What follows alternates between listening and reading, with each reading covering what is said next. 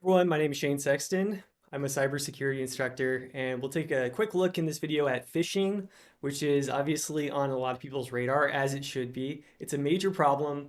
What it is, well, essentially, phishing in its basic form is an attacker sending out emails purporting to be some other entity and maybe trying to get users to open an attachment, click on a link, enter their credentials. They might have different goals, but at the end of the day, it's kind of like essentially trying to trick people into doing something via email primarily.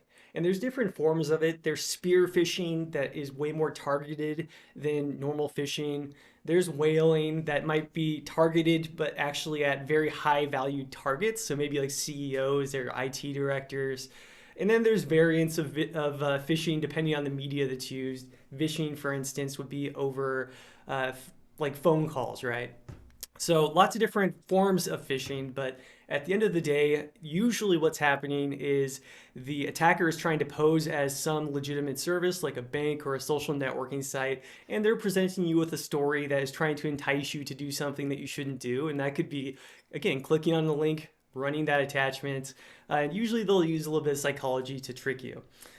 So phishing is a major concern. I mean, it can cause reputational damage in the event of a breach, loss of data. If an attacker is able to get malware into a network, they might be able to exfiltrate some really sensitive data, or minimally, you might see account credentials exposed.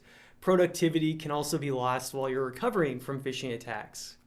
And same thing applies to service providers, right? You can have a massive financial impact if a service provider that you work for is affected by phishing. If accounts of a service provider in particular get compromised, then that can have an effect not just on the company providing the service, but also on all customers that might be affected. Because those accounts can kind of, depending on the account, be golden keys to a number of different other customer companies.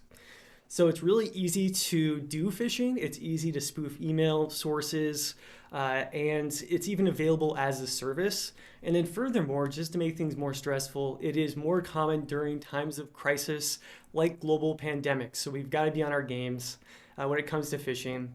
And it's kind of there's no one solution to prevent phishing, but keeping informed, uh, cautiousness and being critical and really evaluating emails before you click on links is a pretty big win in and of itself. Beyond that, you might have email security solutions, either as appliances or cloud-based email security solutions. Security software might help with malicious attachments, just keeping software up to date and doing common other things, right? Like verification via phone call is also a really good mitigation against phishing. And so any one of those things isn't going to be a silver bullet, but together it makes phishing a lot less of an issue going forward, a lot less of a risk. So, yep, be careful with those emails. See you in the next video.